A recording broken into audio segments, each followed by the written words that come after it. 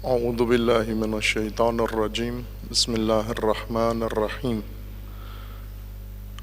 الحمد للہ والصلاة والسلام علی رسول اللہ وآلہ آل اللہ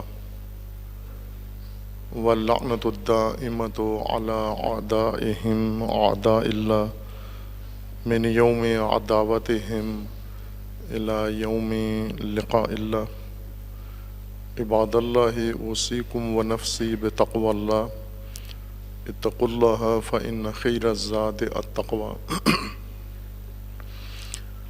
بندگان خدا، آپ سب کو اور اپنے نفس کو تقوی الہی کی وصیت کرتا ہوں، تقوی الہی کی نصیحت کرتا ہوں و تقوی الہی کی جانب دعوت دیتا ہوں و تاکید کرتا ہوں کہ اپنی زندگی تقوی کی بنیاد پر قائم کریں اور تقوی کے سایہ میں بسر کریں۔ خداوند تبارک و تعالی نے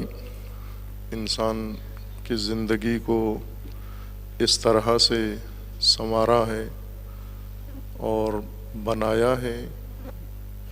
کہ اس زندگی کا راستہ و مسیر تقوی کو قرار دیا ہے۔ اگر تقوی کے اوپر زندگی بسر ہو درست جہت میں ہے، ورنہ منحرف زندگی ہے، گمراہی کی زندگی ہے اور ہلاکت ہے اس کا انجام۔ متاسفانہ دین کی درست تفسیر، تبیین اور تبلیغ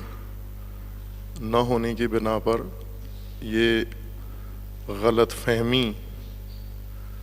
لوگوں کے ذہنوں میں پیدا ہوئی ہے کہ تقوی کے بغیر بھی انسان معمول کی زندگی بسر کرتا ہے اور انسان ہی رہتا ہے۔ اس نے بہت بڑی گمراہی اس نقطے نے پیدا کر دی ہے، جس کا عملی نتیجہ یہ ہے کہ آج ہم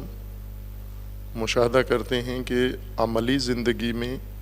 دیندار اور بے دین میں کوئی فرق نظر نہیں آتا۔ طرز زندگی دونوں کا ایک جیسا ہے، فقط ذہنی تصورات کا فرق ہے کہ دیندار کے ذہن میں مختلف تصورات ہیں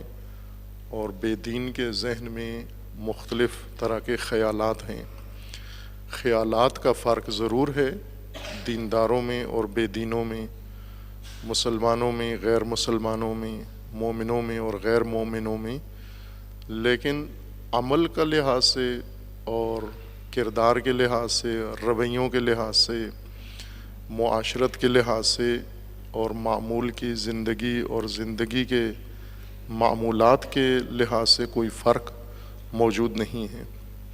ایک جیسی زندگیاں ہیں دونوں کی۔ ہم رویے دیکھ کر یہ نہیں تشخیص دے سکتے کہ مومن کون ہے اور غیر مومن کون ہے۔ معمول کی زندگی میں، کوچہ و بازار میں اور جہاں ماحول ہے انسانی معاشرت کا، وہاں تشخیص نہیں دی جا سکتی۔ اس کی وجہ یہ ہے کہ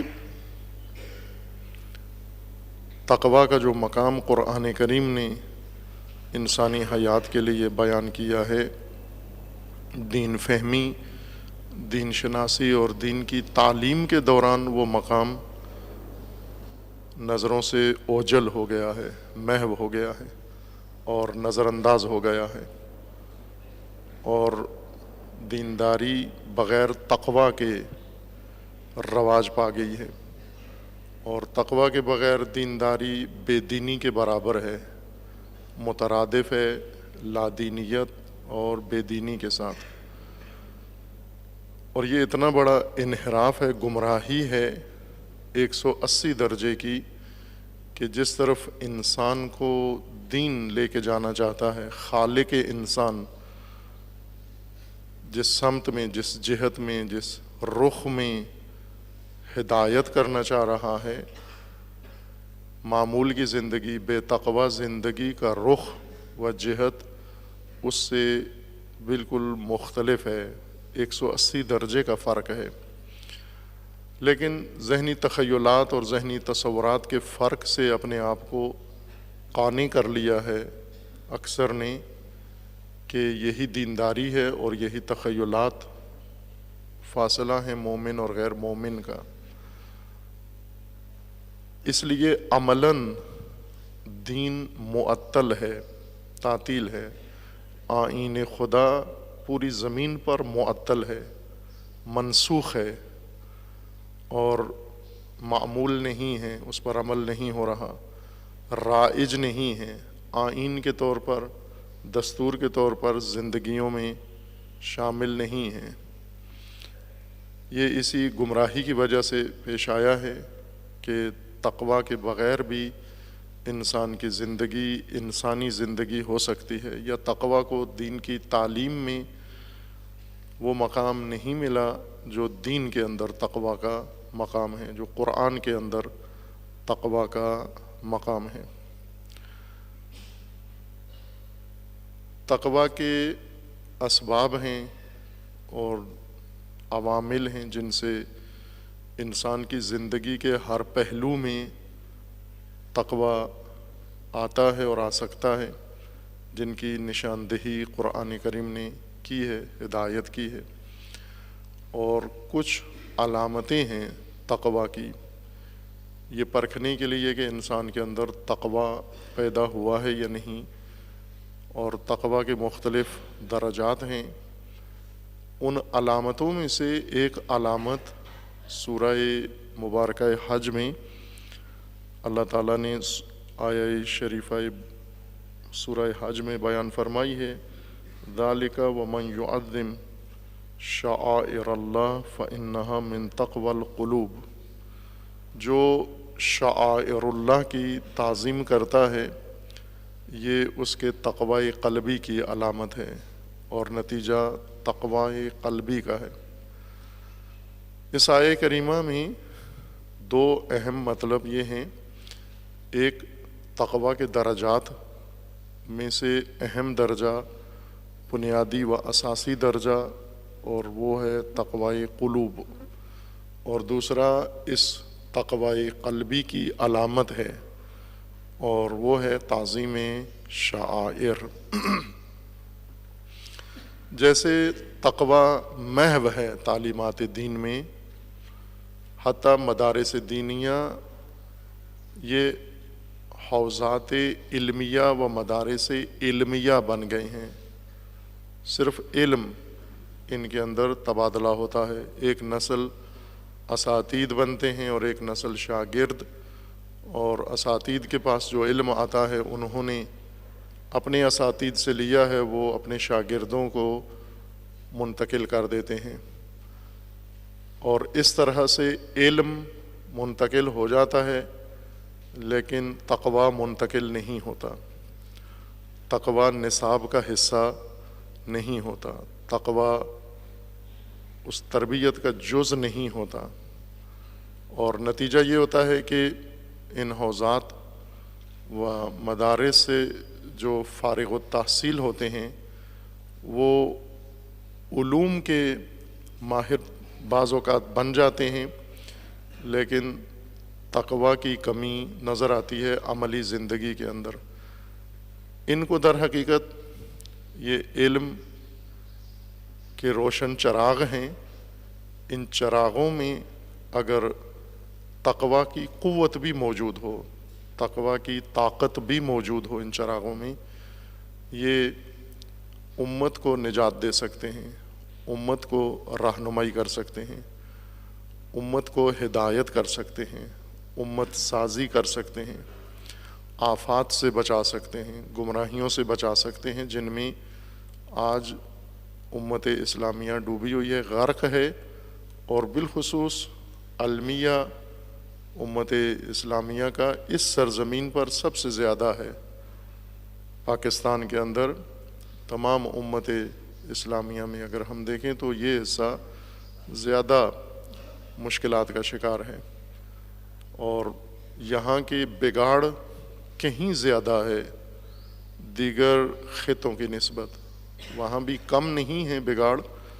لیکن اپنی سرزمین کے اوپر بگاڑ کب کا حدیں تجاوز کر چکا ہے اور حدوں سے عبور کر گیا ہے بگاڑ. اس بگاڑ کو دوبارہ اس کو ختم کر کے اور امت کو دینی الہی اصولوں پر لانے کے لیے ایک جمعیت کی ضرورت ہے جو ایک طرف سے علم کے چراغ ہوں، نورانی ہوں، منور ہوں، سندیں نہیں علوم ہوں ان کے پاس، القابات نہیں بلکہ علم کی روشنی سے بہرہ مند ہوں، اور دوسرا اس علم کے ساتھ ساتھ ان کے اندر تقویٰ کی طاقت بھی موجود ہو، تقویٰ کی قوت بھی موجود ہو. جو چیز امت کے کام آتی ہے وہ تقویٰ ہے. علم بھی تقویٰ کے ہمراہ امت کی خدمت کر سکتا ہے. اگر علم ہو تقویٰ نہ ہو، یہ علم غیر نافع ہے. اس غیر نافع علم سے پناہ مانگی ہے انبیاء کرام نے، اولیاء نے، اور سب سے بڑھ کر نبی اکرم صلی اللہ علیہ وآلہ وسلم نے. اس علم سے جو غیر نافع ہے، جس کے ساتھ تقویٰ نہ ہو، اس علم سے پناہ مانگی ہے.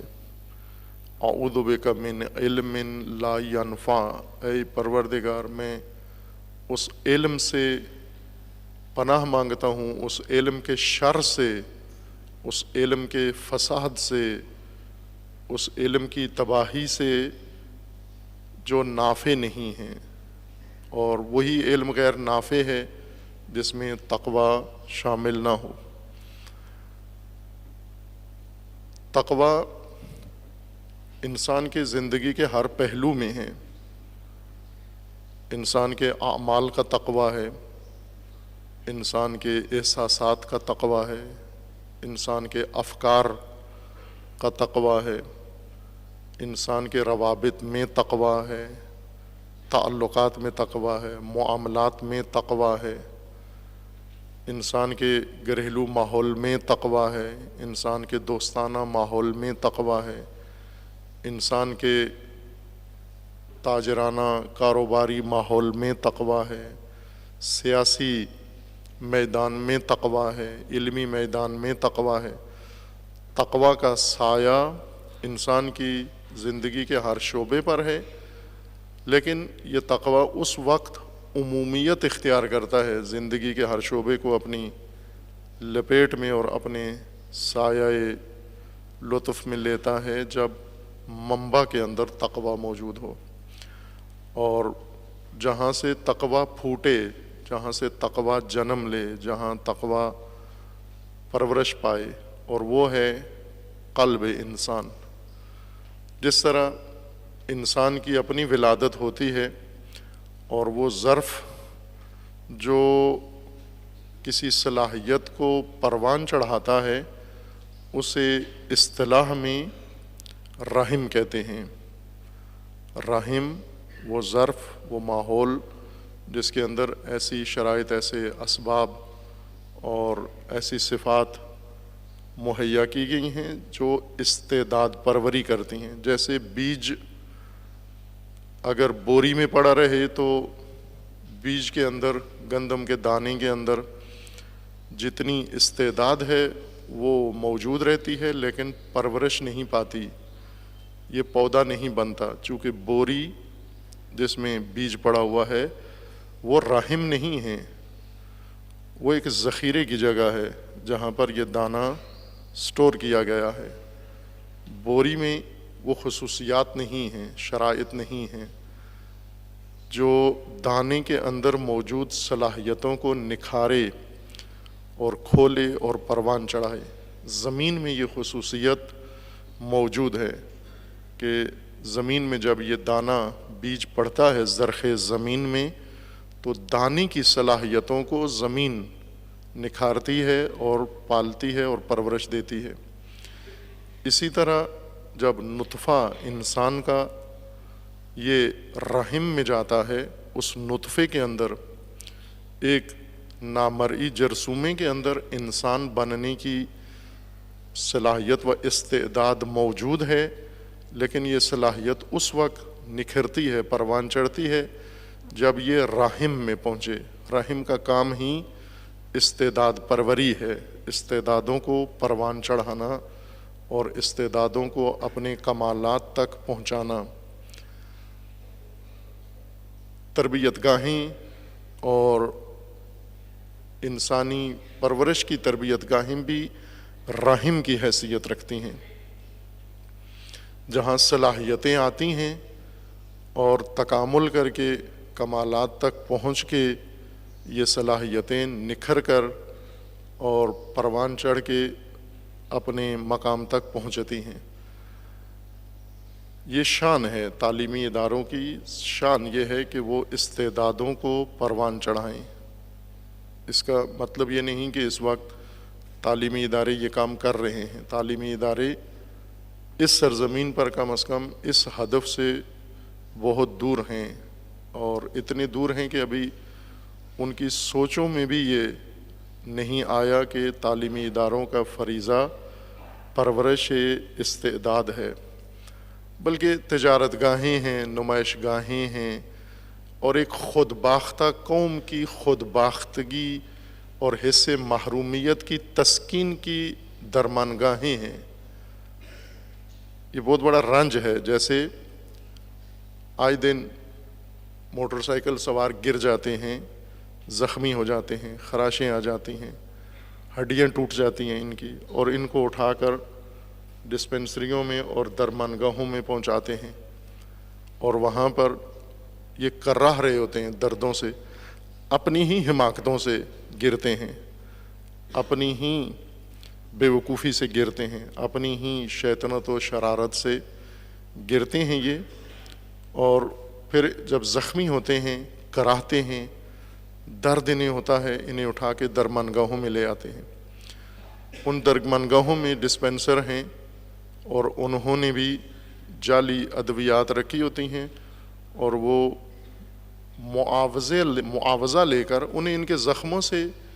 کوئی سروکار نہیں ہوتا، انہیں اپنے معاوضے سے غرض ہوتی ہے کہ ہر پٹی کے، ہر درمان کے اور ہر علاج کے انہیں پیسے ملنے ہیں۔ اس پیسے کی لالچ میں یہ ان زخمیوں کے زخموں پر بعض اوقات کوئی دوا رکھتے ہیں، درمان رکھتے ہیں، اور ان درمانگاہوں میں درد کی تسکین دی جاتی ہے ان کو۔ تعلیمی ادارے پاکستان کے اندر یہی کام کر رہے ہیں۔ ایک خود باختہ قوم جو اپنے آپ کو، اپنی تاریخ، اپنی سرزمین، اپنی ثقافت، اپنی قومیت، اپنا دین، اپنی ہر چیز کھو بیٹھی ہے، ہر چیز کھو بیٹھی ہے، کچھ بھی نہیں بچا اس کے پاس، اور نہ کہ آج کھو بیٹھی ہے، شروع سے ہی پاکستان بننے سے پہلے ہی کھو بیٹھے تھے، جب سے سر سید نے ان کو، بلکہ اس سے بھی پہلے کھو بیٹھے تھے، بہت پہلے سر سید نے آ کر انہیں مزید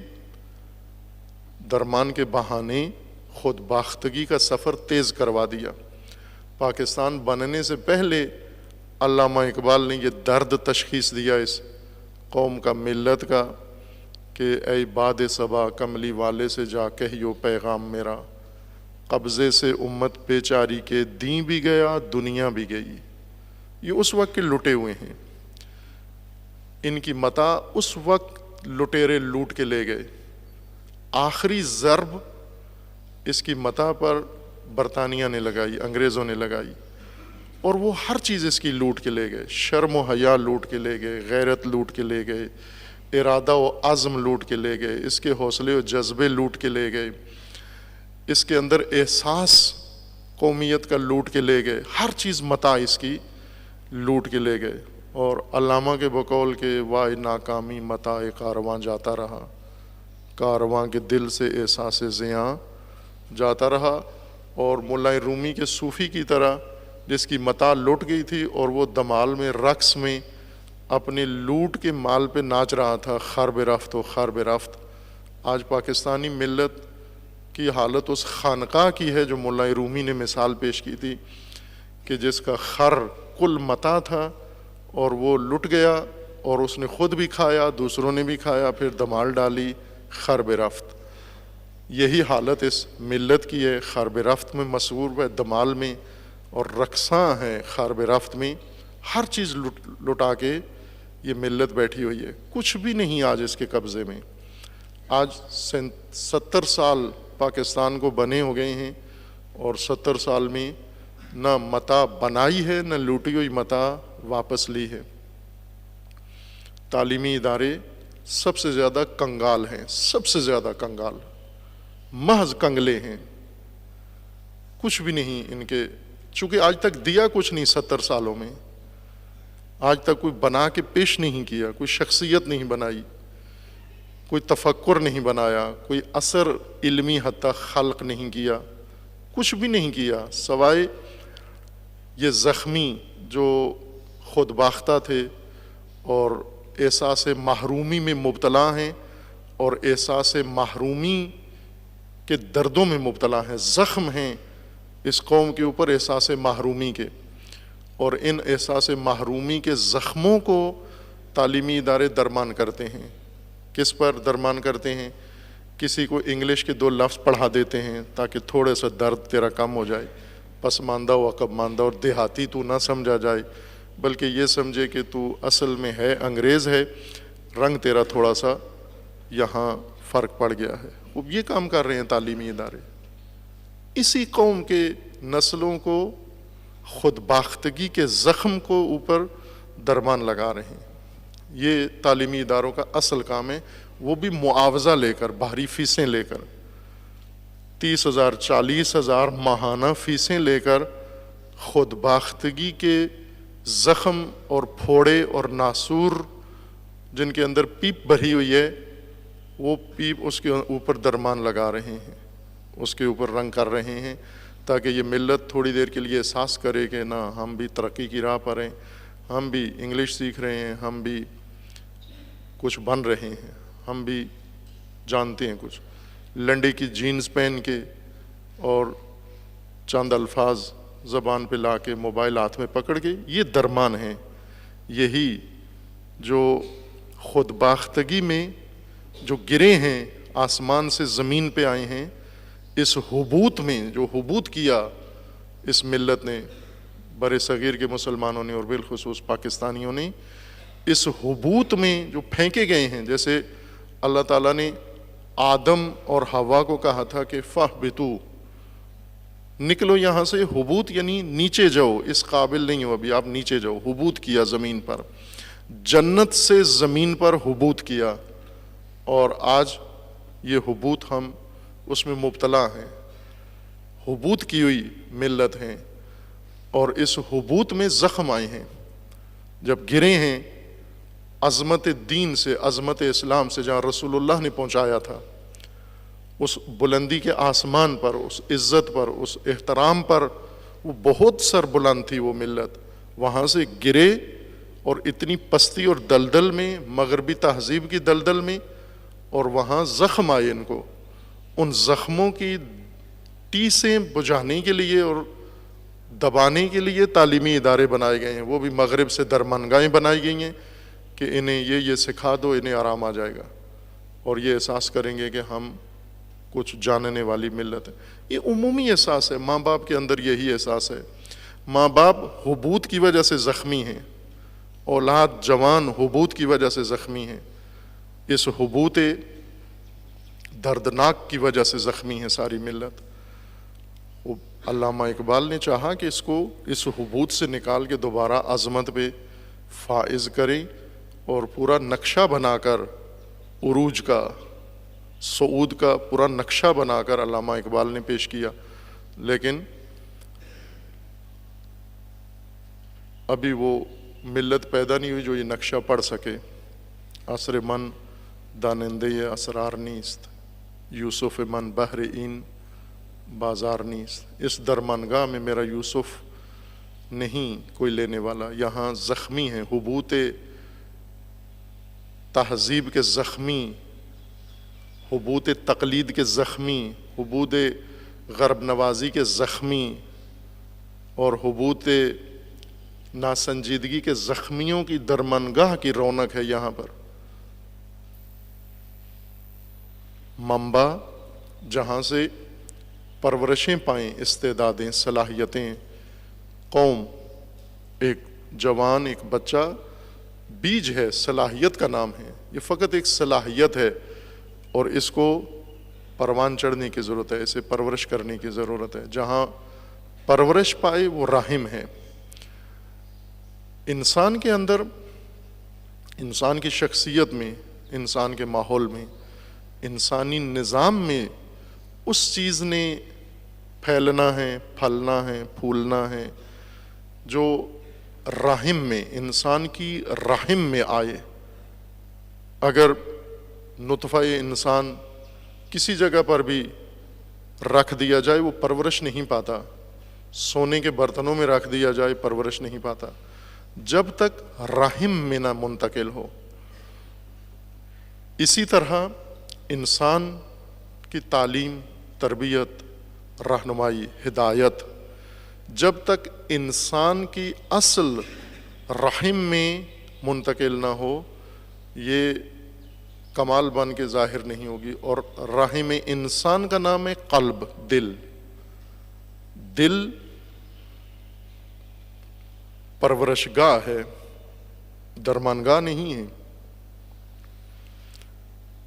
دل پرورش گاہ ہے، دل کا کام پروان چڑھانا ہے۔ دل در حقیقت وہ زرخیز ترین گوہر ہے جو خداوند تبارک و تعالیٰ نے اس کائنات میں پیدا کیا ہے۔ نہ زمینیں اتنی زرخیز ہیں اور نہ زمینوں کے علاوہ کوئی چیز اتنی زرخیز ہے جس قدر دل زرخیز ہے۔ یعنی دل در حقیقت انسان کا دل، نہ پمپ، سینے میں خون کا پمپ وہ دل نہیں ہے، وہ خون کا پمپ ہے، اسے ویسے مجازن دل کہتے ہیں۔ دل روح کا دل، نفس کا دل، آپ کا حقیقی دل،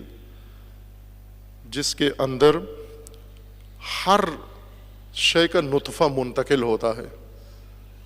گمراہی کا نطفہ بھی اسی میں جاتا ہے، ہدایت کا نطفہ بھی اسی میں جاتا ہے، اور اس کا کام ہے اس نطفے کو پروان چڑھانا۔ دل کی یہ خاصیت ہے کہ جو کچھ اس کے اندر آ جائے وہ ویسے نہیں رہتا، اس کو ابھارتا ہے۔ اور دل میں پرورش دینے کی غیر معمولی صلاحیت ہے، غیر معمولی صلاحیت ہے۔ اتنی صلاحیت کہیں اور موجود نہیں ہے جتنی دل کے اندر صلاحیت ہے۔ دل اسی رحم کا نام ہے۔ ہدایت بھی یہیں سے شروع ہوگی اور گمراہی بھی یہیں سے شروع ہوتی ہے۔ شیطان بھی انسان کے دل کا شکاری ہے اور ہدایت بھی اللہ کی انسان کے دل کے لیے مقرر کی گئی ہے۔ اور جو دل میں پہنچ گیا، جو پہلے پہنچ گیا، اس نے یہ احاطہ، یہ خطہ دل کا اس نے گھیر لیا ہے، اور وہی بیج اگے گا، وہی نطفہ پروان چڑھے گا جو پہلے ڈال دیا گیا ہے۔ البتہ دل کے لیے ترمیم موجود ہے، دل کی تطہیر کا نظام بھی اللہ نے رکھا ہے کہ اگر ایک دفعہ آلودہ ہو جائے تو یوں نہیں کہ قابل تطہیر نہیں ہوتا ہے، اسے تطہیر کے لیے بھی گنجائش ہے اس کے اندر،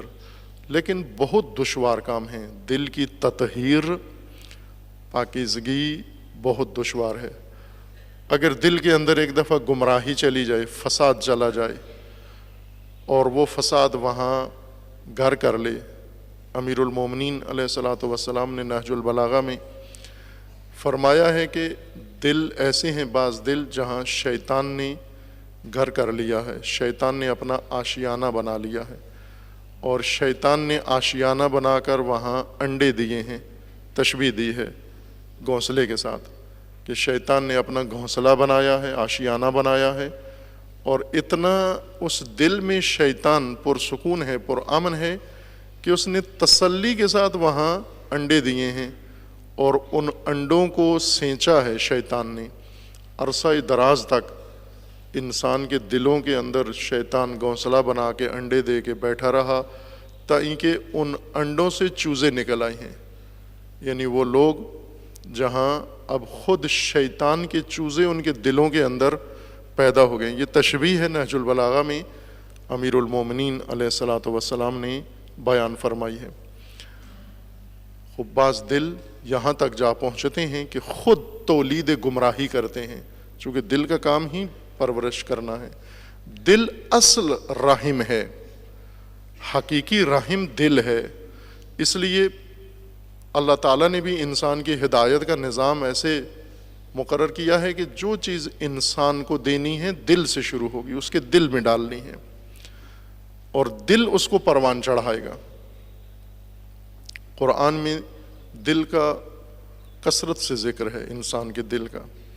مختلف الفاظ کے ساتھ ذکر ہے، اور مختلف حالات قلب انسان کے لیے ذکر کیے گئے ہیں، اور خطرناک مہلک صورتیں بیان کی ہیں، جیسے قلب مریض ہے، قلب مرین ہے، رین آ جاتی ہے دل کے اوپر، مرض آ جاتی ہے دل کے اندر. یہ سب قلبی حالات ہیں، دل کے حالات ہیں. یعنی مریض دل جو ہدایت پروان چڑھانے کے قابل نہیں ہے، ہدایت لینے کے قابل نہیں ہے. جیسے بانجھ رحم ہوتی ہے، بانجھ عورت، وہ اس کے رحم میں گنجائش ہی نہیں ہے کہ نطفہ لے کر اس کو بچہ بنا سکے. اسی طرح بعض دل ہیں جو بند کر دیے گئے. ختم اللہ علی قلوبہم، قلوب مختومہ، مہریں لگے ہوئے دل جن میں ہدایت جاتی ہی نہیں ہے لیکن شیطنت جاتی ہے. اسی بند دل میں ہدایت کے اوپر بند ہو گیا ہے لیکن شیطنت کے اوپر کھلا ہوا ہے وہ دل. یہ قلوب کی حالات ہیں، اور یہ ہماری قلوب کی حالات ہیں. یوں نہیں کسی اور قوم کا ذکر ہے،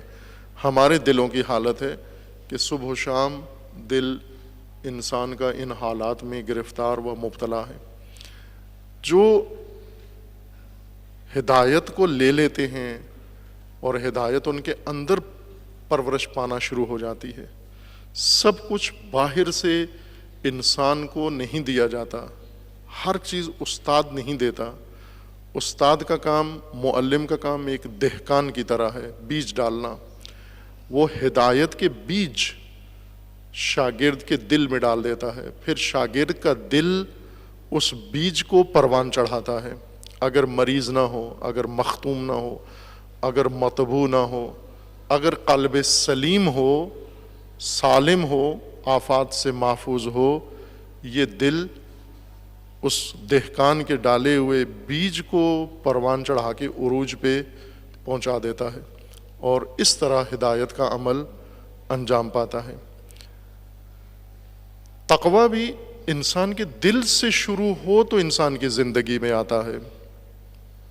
بعض تقویٰ لباس سے شروع کرتے ہیں، پہلے کپڑے سلواتے ہیں تقویٰ والے، جبکہ دل میں تقویٰ نہیں ہے، ذہن میں تقویٰ نہیں ہے. ہیں ایسے ہر معاشرے کے اندر ایک خاص لباس ہے روحانیت کا، معنویت کا اور تقویٰ کا لباس ہے. کہیں لمبے چولے ہیں، کہیں کس طرح کا، جہاں بھی دیکھو بالآخر ہر معاشرے میں خود سے انہوں نے یہ علامتیں خود سے بنائی ہوئی ہیں کہ یہ علامتیں ہوں تو سمجھو یہ با تقویٰ انسان ہیں. ملنگوں میں جائیں تو ایک الگ ان کے اپنی خاص خود ساختہ علامتیں ہیں روحانیت کی. اگر پیروں میں جائیں ان کی اپنی بنائی ہوئی ہیں، علماء میں اپنی بنائی ہوئی ہیں، عوام میں اپنی بنائی ہوئی ہیں. ہر فرقے اور مسلک کی اپنی علامتیں ہیں جو روحانیت و تقویٰ کی علامتیں ہیں. تقویٰ تو یہاں سے شروع نہیں ہوتا، تقویٰ درزی اور نائی سے شروع نہیں ہوتا کہ حجام انسان کے چہرے کی کٹنگ کرے، داڑھی بنا دے تو تقویٰ آ جاتا ہے، یا بال ایسے بنا دے تقویٰ آ جاتا ہے. تقویٰ دل سے شروع ہوتا ہے. نطفہ تقویٰ دل میں جائے، دل پروان چڑھاتا ہے تقویٰ کو. جیسے تقویٰ ہے، طغیان بھی دل میں آتا ہے، اور دل طغیان کو پروان چڑھاتا ہے، اس کی پرورش کرتا ہے، اسے اوج پہ پہنچا دیتا ہے. دل انسان کے اندر طغیان، چھوٹا سا طغیان کو بڑھا کے بہت بڑا کر کے طغیان کو، انسان کو ایک طاغوت بنا دیتا ہے. اور چھوٹی سی سطح سے شروع ہوتا ہے. کسی عام بچے کے اندر طغیان آتا ہے، وہ طغیان اس کے دل کے اندر بڑھتا رہتا ہے، اور بڑھتے بڑھتے کہاں تک جا پہنچتا ہے؟ منافقت و کفر و طاغوتیت و بہت فساد تک، بگاڑ تک جا پہنچتا ہے۔ یہ دل کے کمالات ہیں، یہ دل کے حالات ہیں۔ تقوی بھی دل سے آغاز ہوتا ہے۔ دل رحم ہے، ظرف ہے، پرورش دہندہ، پروان چڑھانے والا۔ جو چیز اس میں ڈالیں ویسے نہیں رہے گی۔ آپ رات کو دل میں کوئی چیز رکھیں، صبح آئیں تو وہ پروان چڑھی ہوئی ہوگی۔ دل اس کو اس طرح سے محفوظ نہیں رکھتا جیسے آپ اپنی فریجوں میں کوئی چیز رکھتے ہیں، جیسے رکھتے ہیں ویسے ہی جا کے نکال لیتے ہیں، اور فریج اس کو ٹھنڈا رکھ دی ہے۔ دل فریج کی طرح نہیں ہے، دل زمین کی طرح ہے، اس میں بیج ڈالیں پودا بنا دے گا۔ جس طرح ہوتا ہے، مثلا ایک آدمی نے شک ڈالا، کسی ایک نے، کسی خناس نے دوسرے کے دل میں نطفہ ڈالا، شک کا نطفہ ڈالا، اور اس کے دل میں جب شک کا نطفہ گیا تو یہ شک کا نطفہ شبہ بن گیا، دل نے شبہ بنا دیا، اور شبہ کو پروان چڑھا کر انکار بنا دیا، انکار کو پروان چڑھا کر کفر بنا دیا، شرک بنا دیا، الحاد بنا دیا دل نے۔ دل میں اتنی خاصیت ہے کہ شک کو شک نہیں رہنے دیتا، شک کو شبہ بنا دیتا ہے، شبہ کو انکار بنا دیتا ہے، انکار کو کفر بنا دیتا ہے۔ اسی طرح ایمان بھی ہے کہ اگر ایک قطرہ کسی کے دل کے اندر چلا جائے وہ اسے خود پروان چڑھاتا ہے۔ دل زرخیز ہے، دل آمادہ ہے، لیکن بعض دل جو آلودہ ہو چکے ہیں، جن میں کچرا ڈالا گیا ہے، جیسے خالی سرزمینیں ہیں، ان کو آباد کرنے والا کوئی نہیں تھا، لاوارث سرزمینوں میں لوگوں نے، گاؤں میں عموماً ایسے ہوتا ہے، وہ گھر جس کا کوئی مالک وارث نہ ہو، کہیں گاؤں سے باہر رہتے ہوں، سارا گاؤں اپنا کچرا اور فضلہ اٹھا کے اس پلاٹ میں ڈال دیتے ہیں، اور وہ اتنا گندا ہو جاتا ہے وہاں سے دوسروں کا گزرنا مشکل ہو جاتا ہے۔ بعض دل بھی ایسے ہیں، ابھی فرض کریں چھوٹا بچہ ہے، جوان ہے، ابھی 15-20 سال کے عمر کے پیٹے میں ہے، لیکن سارے گہوں کا کچرا اور فضلہ اس جوان کے دل کے اندر پڑا ہوا ہے۔ ہر آلودگی اس کے اندر پڑی ہوئی ہے، اتنی آلودگی ہے کہ اس کے قریب سے گزرا نہیں جا سکتا، تعفن ہے اس کے اندر۔ لیکن عرض کیا کہ جتنا بھی دل آلودہ ہو، تطہیر ممکن ہے۔ یہ لطف ہے اللہ تعالیٰ کا کہ دل کی تطہیر کا در کھلا رکھا ہوا ہے۔ جس وقت انسان ارادہ کرے اسے پاک کرنا ہے، اسے صاف کرنا ہے، اسے دھونا ہے، اس کی تطہیر کرنی ہے، اسے تقوی اور ہدایت کے لیے، علم کے لیے آمادہ کرنا ہے، یہ ہو جاتا ہے، آمادہ ہو جاتا ہے، بشرطی کہ اس حالت میں نہ پہنچ گیا ہو جہاں قرآن کریم کا فرمان ہے کہ ختم اللہ علی قلوبہم سواء علیہم اانذرتہم ام لم تنذرہم لا یؤمنون، ختم اللہ علی قلوبہم۔ اس حالت میں اگر پہنچ گیا ہے پھر نہیں ہو سکتا۔ وہاں بھی اگر خود چاہے، یہ تو دوسروں کے لیے ہے، یعنی اگر انبیاء چاہیں کسی دل کو ٹھیک کرنا اور وہ خود نہ چاہے تو نہیں ہو سکتا۔ اللہ تعالیٰ نے رسول اللہ کو فرمایا کہ آپ کا سمجھانا نہ سمجھانا ایک جیسا ہے، چونکہ وہ خود نہیں چاہتا، اس نے خود دل بند کر دیا ہے۔ لیکن یہاں پر دل مختوم میں بھی اگر خود صاحب دل، صاحب قلب یہاں سے بھی اگر واپس آنا چاہے، توبہ کرنا چاہے، تطہیر کرنا چاہے، اس دل کو بھی وہ سنوار سکتا ہے کہ اس کی مثالیں موجود ہیں، قرآن میں موجود ہیں، روایات میں موجود ہیں، کتب میں موجود ہیں، اور ہر زمانے میں موجود ہیں۔ گمراہ ترین انسان، فاسد ترین انسان، ظالم سفاک ترین انسان آخر پاکیزہ بھی بنے، اور ان کی پاکیزگی کی گواہی خدا نے دی، انبیاء نے دی کہ یہ پاکیزہ انسان ہے، ان کی توبہ قبول ہوئی ہے۔ دل کی تطہیر کا عمل باقی ہے۔ تقوی قلوب فإنہا من تقوی القلوب، شعائر اللہ کی تعظیم علامت ہے تقوی قلوب کی۔ قلب میں تقوی ہو تو انسان شعائر اللہ کی تکریم کرتا ہے، تعظیم کرتا ہے۔ لیکن اگر دل میں تقوی نہ ہو بلکہ تغوا ہو، طغیان ہو، سرکشی ہو، گمراہی ہو، انسان شعائر اللہ کے مقابلے میں خود شعائر بناتا ہے، قومی شعائر، وطنی شعائر، علاقائی شعائر، قبائلی شعائر بناتا ہے اور ان کو اللہ کے شعائر کی جگہ پر لا کھڑا کرتا ہے۔ یہ تقویٰ کی علامت ہے۔ گمراہ دلوں کی علامت ہے کہ جن کے دلوں میں تقویٰ ہے وہ شعائر اللہ کی تعظیم کرتے ہیں۔ تقویٰ قلب انسان کی پوری زندگی کے اوپر احاطہ کر لیتا ہے، لیکن اگر تقویٰ دل میں نہ ہو اور تقویٰ فقط حلیے میں ہو، یہ حلیے میں بھی زیادہ دیر نہیں رہتا، جلدی زائل ہو جاتا ہے۔ اور تقویٰ اگر فقط تخیل میں ہو، یہ زندگی پر احاطہ نہیں کرتا بلکہ خود ہی ختم ہو جاتا ہے چند وقت کے بعد۔ جیسا ہوتے ہیں بعض عارضی طور پر ایک جوش چڑھتا ہے اور چند دن اپنا خیال رکھتے ہیں اپنے اعمال کو، لیکن چند روز سے زیادہ نہیں ہو پاتا۔ کیوں؟ کہ دل سے شروع نہیں کیا، جسم سے شروع کیا ہے، ماحول سے شروع کیا ہے، دل سے، آغاز دل سے کرنا ہے۔ اور ظاہر ہے جس دل میں تقویٰ نہیں آ رہا اسے پریشان ہونا چاہیے۔ اگر تقویٰ نہیں دل میں آ رہا تو اس کا مطلب ہے یہ دل شیطان اور خناس کے قبضے میں جا چکا ہے، اور یہ دل طغیان کی زد میں ہے جس پر تقویٰ اثر نہیں کرتا۔ اس لیے بعض روایات میں ہے کہ اگر انسان پر نصیحت اثر کرے شکر خدا بجا لو۔ نصیحت جس پر اثر کرے، واعظ جو سنتا ہو، نصیحت جو سنتا ہو، اثر ہو اس کے اوپر،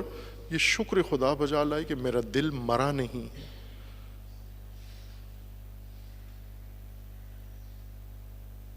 جب نصیحت کی جاتی ہے، کوئی بھی نصیحت کرتا ہے، واعظ کرتا ہے، درست بات ہمیں بتاتا ہے، امر بالمعروف کرتا ہے، نہی عن المنکر کرتا ہے، اور ہمیں اچھا لگتا ہے، نصیحت کا اثر ہوتا ہے ہمارے اوپر، شکر خدا بجا لو کہ دل مرا نہیں ہے۔ چونکہ مردہ دل پر نصیحت اثر نہیں کرتی، واعظ اثر نہیں کرتا، سنتے ہیں کانوں سے،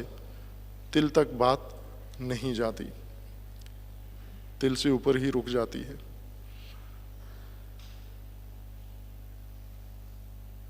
ورنہ جو کچھ سنتے ہیں ہم، اگر اس کو شمار کریں کتنا سنا ہم نے عمر بھر میں، کم سن ترین انسان نے بھی عمر بھر میں کروڑوں دفعہ نصیحتیں سنی ہیں، لیکن اثر کتنا ہوا؟ خوب نصیحت اگر اثر نہیں کر رہی تو اس کا مطلب یہ نہیں کہ کسی چیز کو نہیں مانتا، نہ شیطنت کو مانتا ہے، شرارت کو مانتا ہے، طغیان کو مانتا ہے، فساد کو مانتا ہے، اس کا دل فساد کے لیے آمادہ ہے۔ یعنی یہ وہ شخص ہے، یہ وہ جوان ہے کہ پورے محلے کا فضلہ اور پورے محلے کا کچرا، لوگوں کے ذہنوں کا کچرا، لوگوں کی زبانوں کا کچرا، لوگوں کے رویوں کا کچرا سارا اس کے اندر ڈالتے رہے ہیں۔ ہے نا کچھ ایسے ہرجائی جو کم عمری میں، کم سنی میں ہی ہر محفل میں جا بیٹھتے ہیں۔ ہر محفل میں جا بیٹھنے کا مطلب کیا ہے؟ کہ ان کی گندی عادتیں ان کے اندر آ جاتی ہیں، ان کی گندی صفات ان کے اندر آ جاتی ہیں، ان کے گندے رجحانات ان کے اندر آ جاتے ہیں، ان کے ہر فاسد بدبودار چیز اس جوان کے اندر آ جاتی ہے جو ہر جائی ہے، ہر جگہ بیٹھا ہوتا ہے،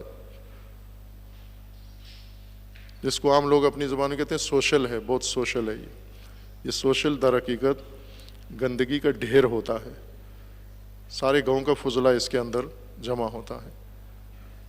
یہ بھی اگر اپنے آپ کو تطہیر کرنا چاہے کر سکتا ہے، اس کے لیے بھی اللہ کا لطف ختم نہیں ہوا، اپنا دل پاک کر سکتا ہے، علم کے لیے، نور کے لیے اور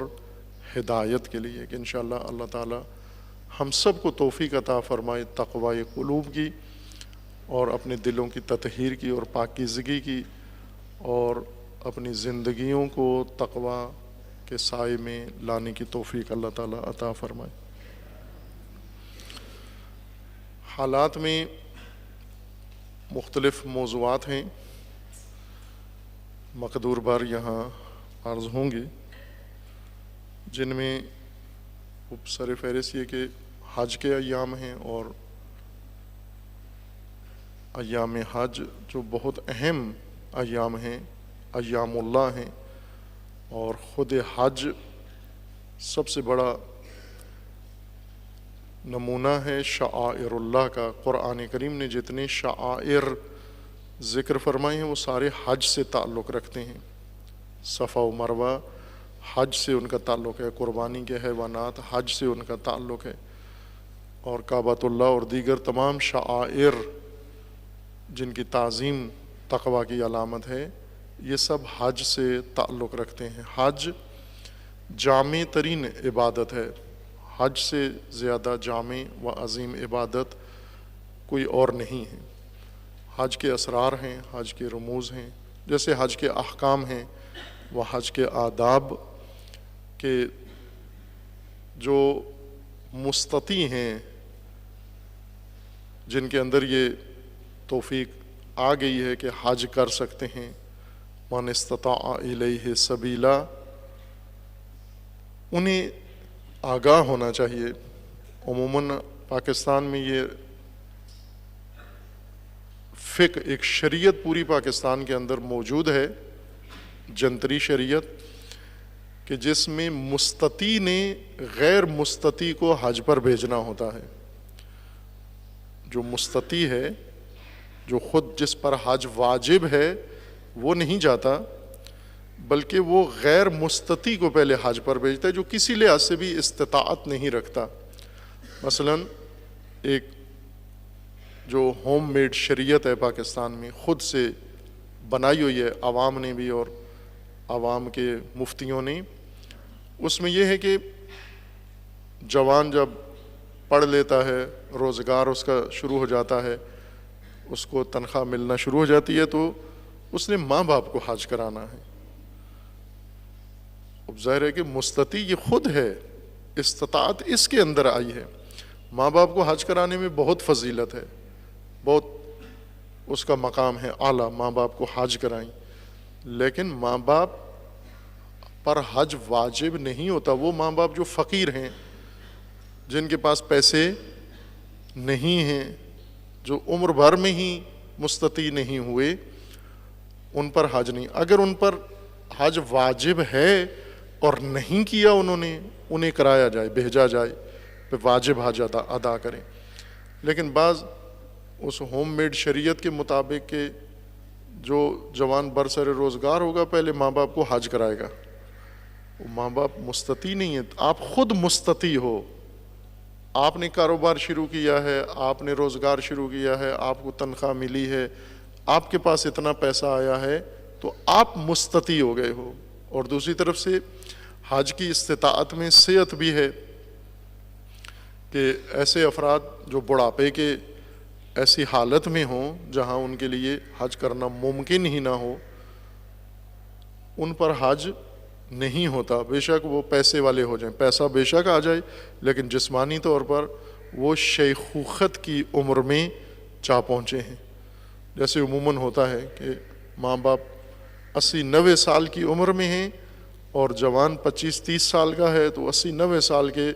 بزرگوں کو حج پہ بھیج دیتے ہیں اس امید کے ساتھ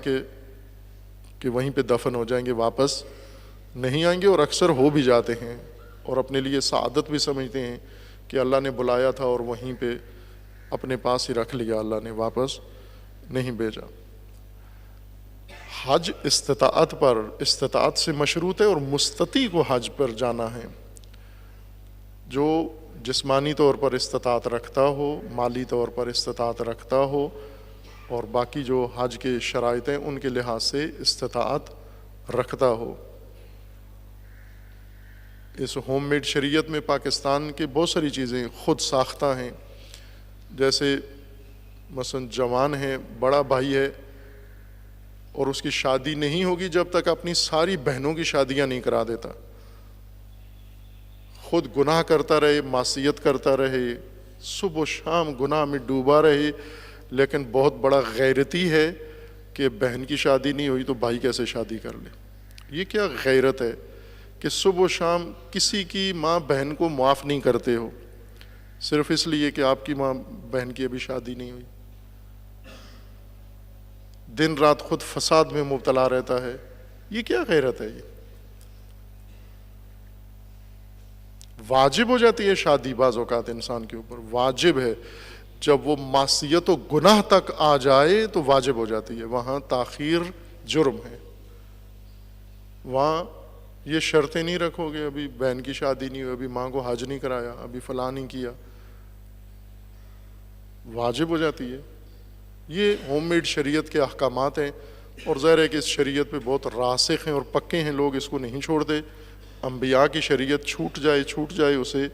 انہیں کوئی تکلیف نہیں ہوتی، پرواہ نہیں ہوتی، لیکن دادی نانی کی شریعت،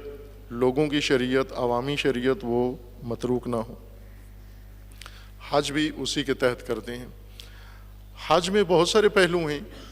حج کے ساتھ آمادگی کے ساتھ جانا چاہیے مستطیع کو، احکام حج، آداب حج و بالخصوص اسرار حج، باطن حج آگاہانہ طور پر جائیں، تاکہ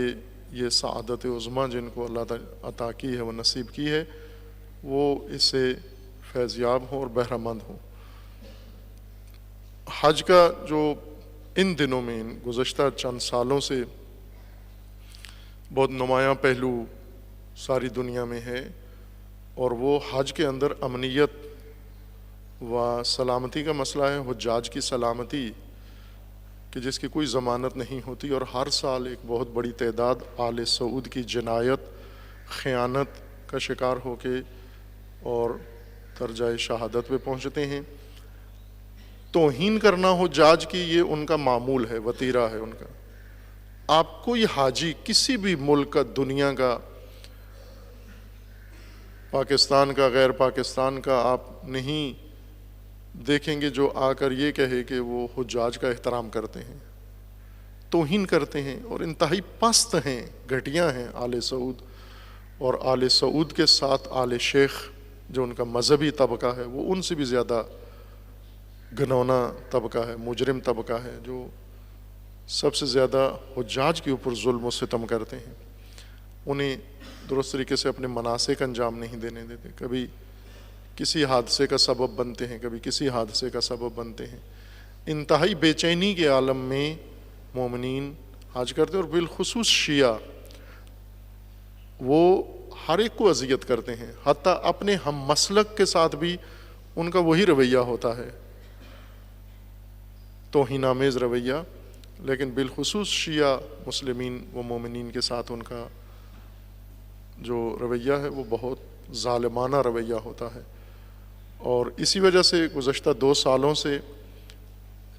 کمی آئی ہے حج کی تعداد میں، حجاج، پوری دنیا کے حجاج نے جانا حج پہ کم کر دیا ہے، اپنے مطلوبہ کوٹے کے ساتھ نہیں جاتے۔ گزشتہ سال تقریباً 1/7 حج کی تعداد میں کمی آئی ہے، قلیل ترین تعداد گزشتہ سال حج پہ مشرف ہوئے تھے، اور اس سال بھی یہی اندازے لگائے جا رہے ہیں کہ آل سعود کے ان رویوں اور جو خطرات ہیں حجاج کے لیے، اس کے پیش نظر حجاج کی تعداد میں کمی ہے، لوگ زیادہ اب جرأت نہیں کرتے۔ آل سعود کے ظلم کماکان جاری ہیں، بالخصوص وہاں کے مقامی آبادی کے اوپر، جیسے قطیف میں العوامیہ شہر جسے نابود کر دیا ہے، کھنڈر بنا دیا ہے، محاصرہ کیا ہوا ہے، اور اس کے مکینوں کو گھروں سے بے دخل کر کے خیموں میں اس گرمی میں انہوں نے منتقل کر دیا ہے، کچھ کو شہید کر دیا ہے، کچھ کو جیلوں میں بند کر دیا ہے، اور جو ابھی تک اپنے گھروں کے اندر مقیم ہیں ان کا محاصرہ کیا ہوا ہے، توپ خانے سے ان پر حملہ کرتے ہیں، ہوائی جہازوں سے ان کے اوپر، اپنے شہریوں کے اوپر، لیکن وہ شیعہ ہیں چونکہ اس طرح کا ظلم و بربریت و جنایت ان کے اوپر انجام دے رہے ہیں۔ اور باہر یمن کے اندر ان کا ظلم جاری ہے، سوریہ میں، لبنان میں، عراق میں، ہر جگہ اپنے ظلم کو جاری رکھے ہوئے ہیں، اس امید کے ساتھ کہ اب دیگر شیاطین کے ساتھ مل کر یہ نئے انداز سے حرکات شروع کریں گے۔ کچھ تحولات ہیں جو رونما ہو رہے ہیں، جیسے عراقی بعض شیعہ رہنماؤں کو اپنے ساتھ ملا رہے ہیں۔ میں نے اشارہ کیا تھا کہ جس طرح مالی تجارتی دنیا میں کبھی بڑے بڑے تاجر کنگلے ہو جاتے ہیں، سب گنوا بیٹھتے ہیں، ہار بیٹھتے ہیں سب کچھ۔ اسی طرح سیاست کی دنیا میں بھی بہت سارے کنگلے ہیں، جیسے کنگلے سیاستدان دیکھنے ہیں تو پاکستان بھرا ہوا ہے کنگلے سیاستدانوں سے۔ یہ جتنی بھی پارٹیاں بنائی ہوئی ہیں انہوں نے سیاسی مذہب کے نام پر، قومیت کے نام پر، علاقائیت کے نام پر، اور اپنے گھر سے نہیں جیت سکتے، جو اپنے گھر کی سیٹ نہیں لے سکتے، یہ کنگلے سیاستدان ہوتے ہیں، جن کا ووٹ بینک نہیں ہے، جو اسٹیبلشمنٹ سے مل کر چاپلوسی کر کے اور اپنا بھرم قائم رکھتے ہیں، یہ کنگلے سیاستدان ہوتے ہیں، جو الیکشن کے ذریعے یا رائج عمل کے ذریعے اقتدار تک نہیں جا سکتے، تو چور دروازوں سے جانے کی کوشش کرتے ہیں، دھوکہ دے کے، فریب دے کے، عوام کو دھوکہ دیتے ہیں اور لوگوں کو دھوکہ دے کے کوئی نہ کوئی اپنا سیاسی بھرم بناتے ہیں۔ یہ کنگلے ہیں اور صبح و شام ہیں، اتنے ہیں کہ آپ اب تشخیص دینا مشکل ہے آپ کے لیے، چونکہ ان سب کا آپ نے احترام کیا ہوا ہے، ان سب کے لیے آپ نے جان نثار کیے ہوئے، وعدے کیے ہوئے ہیں کہ ان کے حکم پر آپ کی جوانیاں قربان ہو جائیں گی۔ تو اس وجہ سے تشخیص مشکل ہے آپ کی کہ کنگلے سیاستدان کیسے ہوتے ہیں۔ اگر دیکھنے ہیں تو یہ کنگلا سیاستدان اس وقت عراق میں مقتدی صدر ہیں، کہ جن کی پہلے ایک جماعت تھی، جمعیت تھی، حمایت تھی، اثر رسوخ تھا عراق کے اندر اچھا خاصا صدام کے زمانے میں، لیکن ان کی سیاست میں اور ان کے خاندان کی سیاست میں بہت اونچ نیچ ہے، بہت نشیب و فراز ہے۔ کبھی بہت مثبت سیاست شروع کر دیتے ہیں، کبھی انتہائی منفی سیاست شروع کر دیتے ہیں۔ ان کے والد شہید، خداوند تعالیٰ ان کی مغفرت فرمائے، شہید صادق صدر، جو ایک زمانے میں صدام کے اعتمادی ترین فرد تھے، اور حوزہ نجف صدام نے انہی کے حوالے کر دیا تھا کہ یہ حوزے کے زعیم و سربراہ ہیں، اور ایک دن اسی صدام کو انہوں نے چیلنج کیا اور اس کے مقابلے میں قیام کر دیا۔ اس طرح ان کی سیاست میں اتار چڑھاؤ بہت ہے۔ مقتدیٰ ان کے بعد اپنے والد کی میراث سنبھالی، چونکہ پورے عراق کے اندر ان کا، خصوصاً بصرہ میں اور عمارہ اور ان علاقوں میں اثر رسوخ ہے ان کا، لیکن جو سیاسی تحولات، سیاسی مسائل پیش آئے ہیں عراق کے اندر، ان کے نتیجے میں یہ اپنا اثر رسوخ قائم نہیں رکھ سکے، اور نئی صورتحال جو پیش آئی، خصوصاً فتنہ داعش اور اس کے مقابلے کے لیے جو حالات بنے، اس میں یہ کنگال ہو گیا یہ سیاستدان، اب کچھ نہیں رہا اس کے پاس۔ تو اس کنگلے کو سعودیہ نے خرید لیا ہے۔ یہ ایک سعودیہ کی بڑی کامیابی ہے۔ سعودی بھی بہت خوش ہیں کہ ہم نے دنیائی تشیع میں دراڑ ڈال دی ہے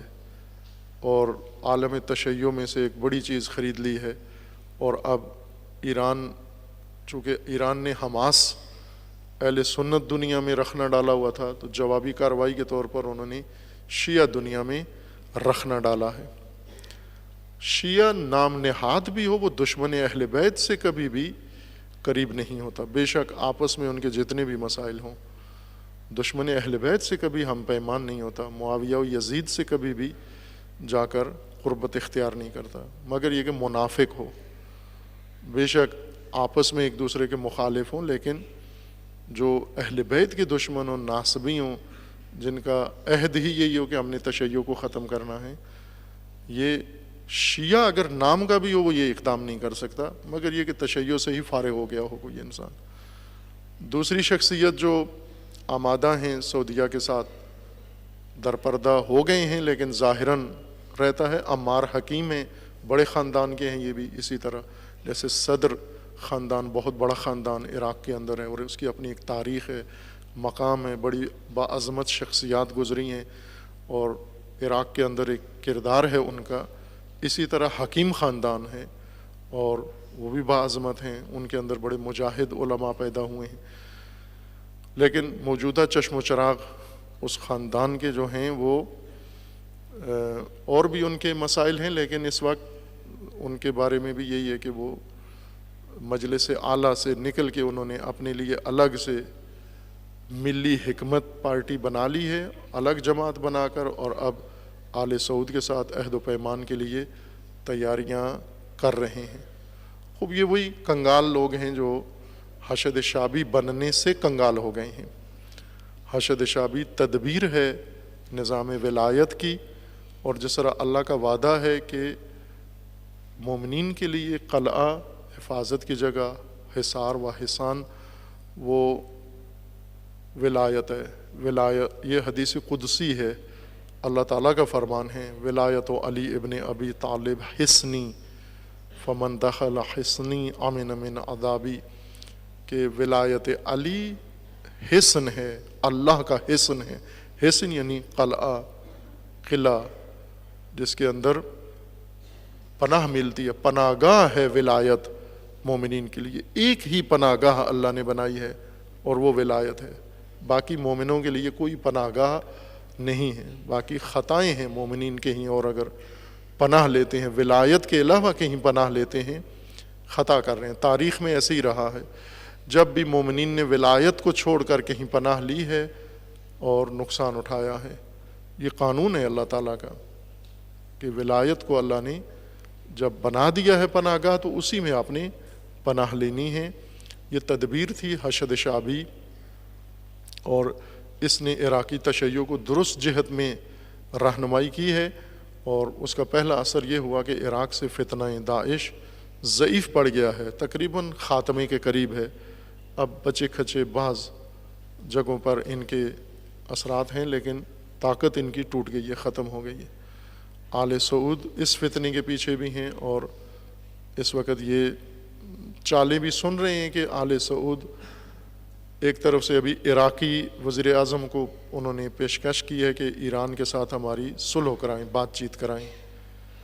اور امریکیوں کو یہ پیغام بھی بھیجا ہے کہ یمن کی جنگ بھی ہم بند کرنا چاہتے ہیں۔ باہر کے بھی یہ مکر ہیں، یہ شیطانی اسٹریٹجی ہے کہ جب کمزور پڑتے ہیں، شکست کھانے کے قریب ہو جاتے ہیں، تو بچنے کے لیے مذاکرات اور صلح کی باتیں کرتے ہیں، لیکن جب طاقت میں ہوتے ہیں تو جارحیت اختیار کرتے ہیں۔ ان لوگوں سے کبھی بھی توقع نہیں کی جا سکتی امید کہ یہ کسی دن صلح و امنیت کے متعلق سوچیں گے۔ فتنہ ہیں، پوری دنیا میں آگ لگائیں گے، جہاں بھی ہیں، پاکستان سمیت ہر جگہ کو انہوں نے آگ لگائی ہوئی ہے۔ یہاں بھی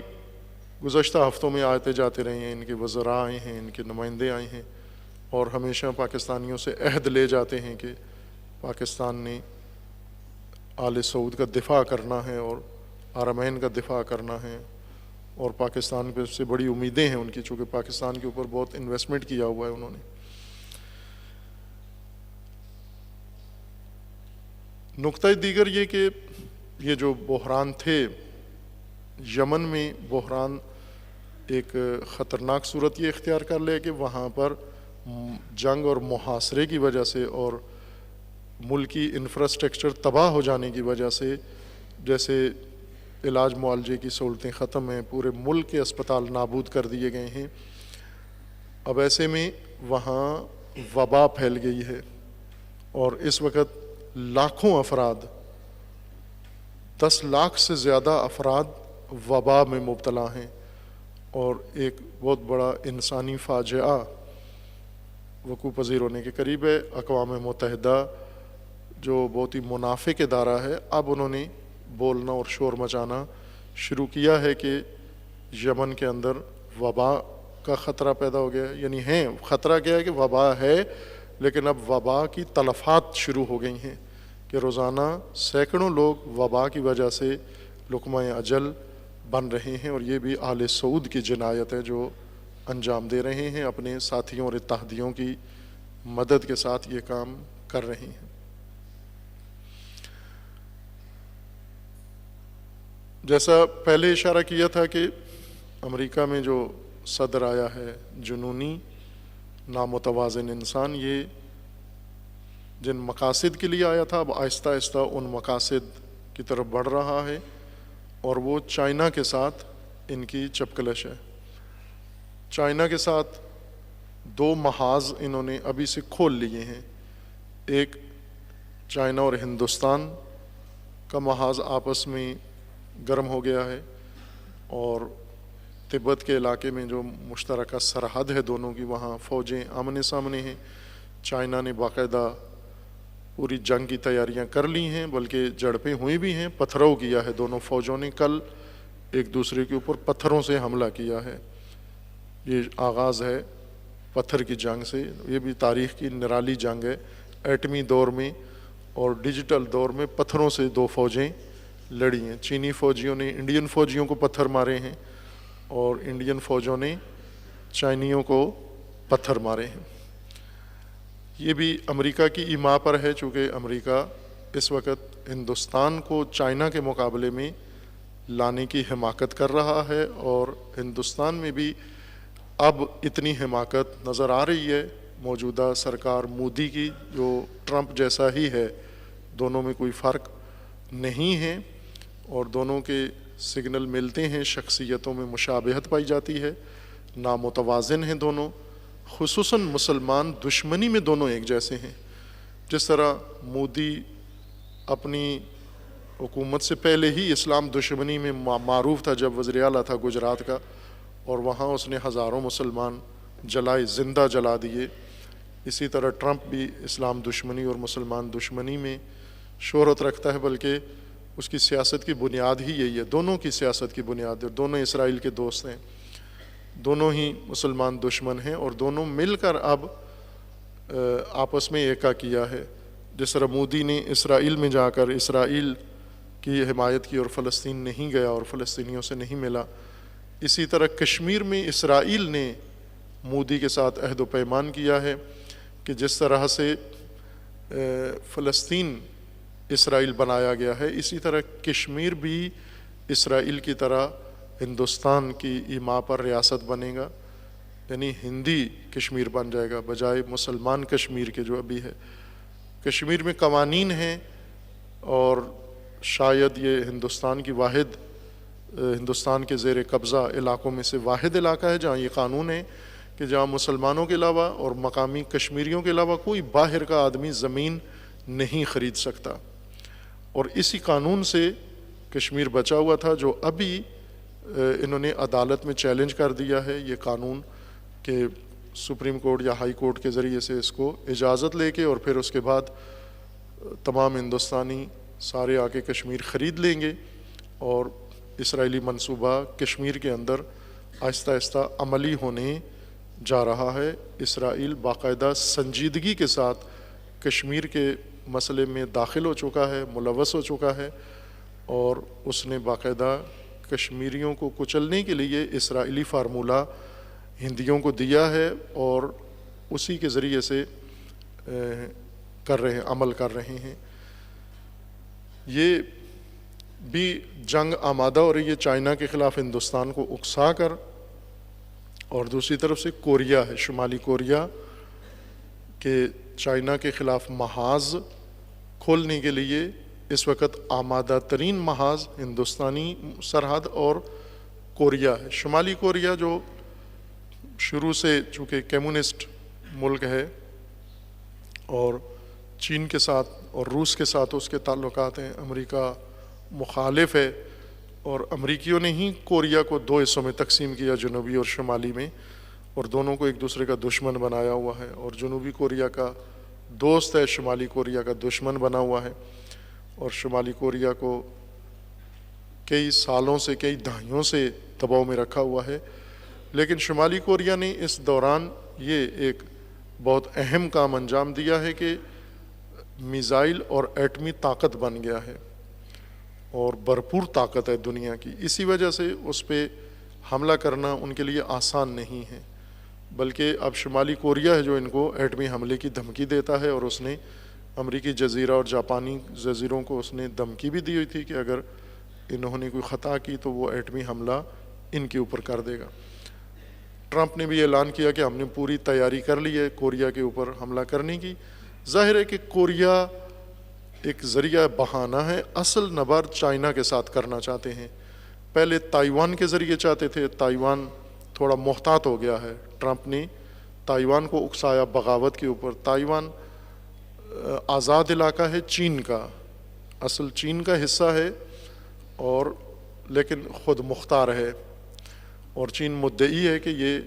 اس کے تحت نفوذ ہونا چاہیے۔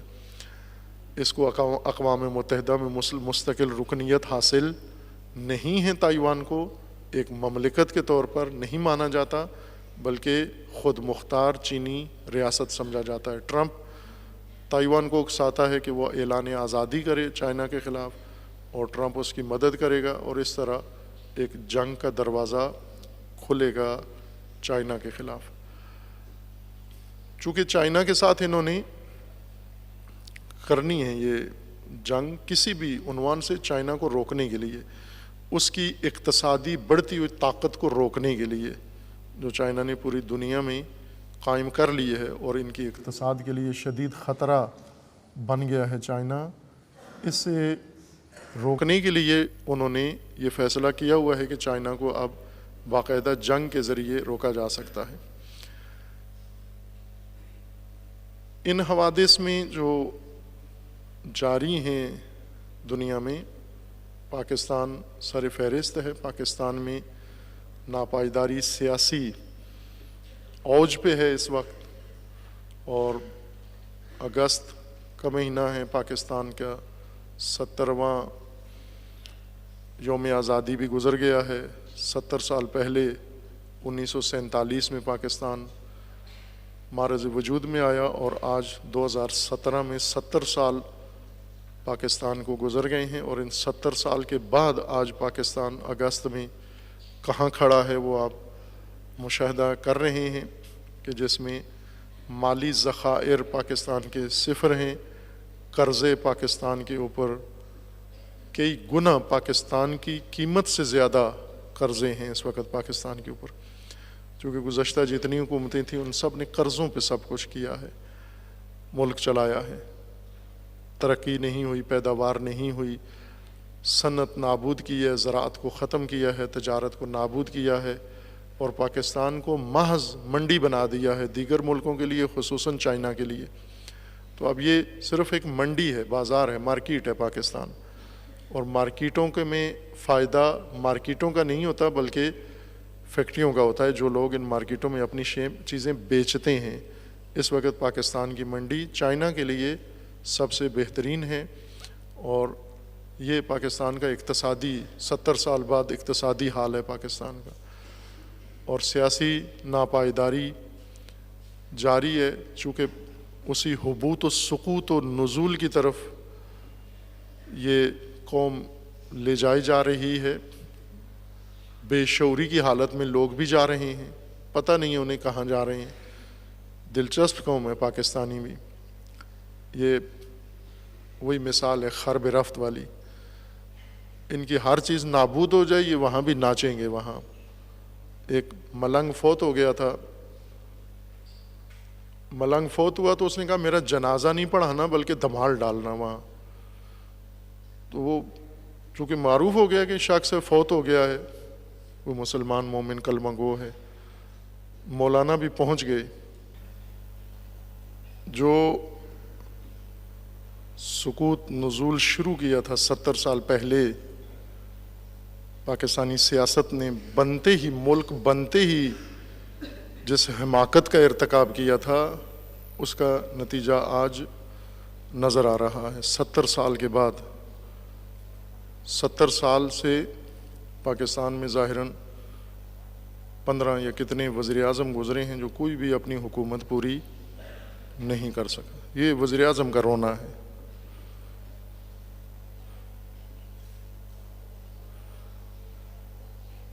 وہ مشکل کہاں ہے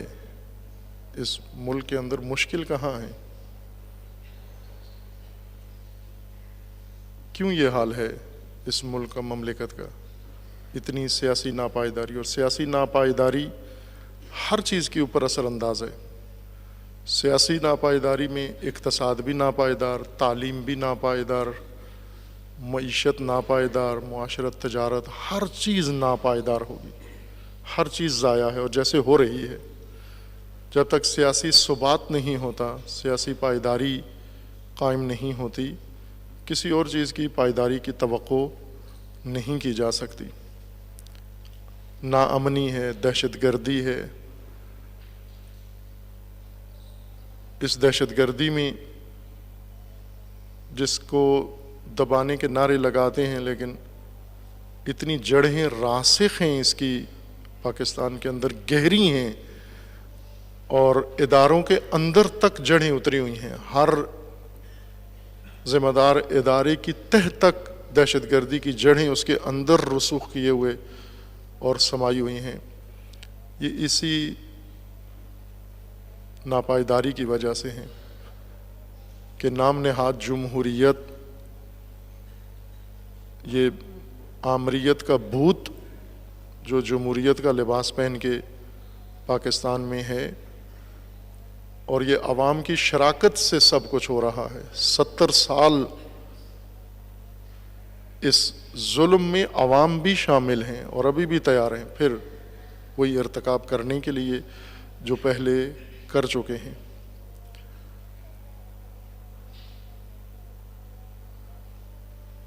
یہاں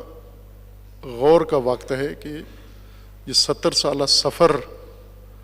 دیکھ کے کیا ایک ملت کو سنجیدہ نہیں ہو جانا چاہیے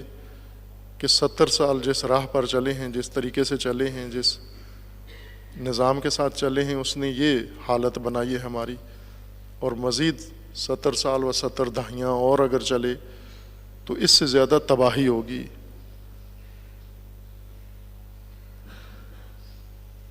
لیکن وہ سنجیدگی نظر نہیں آتی کہ لوگ اس پہلو سے اس کا جائزہ لیں۔ عوام بلا تفریق، مسلک و مذہب کے اور بغیر کسی قومیت و علاقے کی تفریق کے، سب کے لیے یہ غور کا وقت ہے کہ 70 سال کا سفر مد نظر ہے، اور 70 سال کے مسائل اب یہاں پر سنجیدگی ان کے اندر پیدا ہو، اور ایک نسل آئے جو اس سکوت کو اور اس زوال کی طرف سفر کو جو تیزی سے جا رہا ہے اس کو روکے، یہاں روک لے، ملک کو، مملکت کو، قوم کو، سب کو روک لے کہ مزید انہیں زوال کی طرف نہیں بڑھنے دینا۔ وہ سنجیدگی پیدا ہو، اس کے علاوہ کوئی اور راستہ ہمارے لیے نہیں بچا ہے اس سنجیدگی کے علاوہ۔ جتنی استہزائیہ سیاست ہو سکتی تھی وہ کر لی ہے پاکستان نے، مزاحیہ سیاست، اور اس نے تباہی کے علاوہ کچھ بھی نہیں دیا۔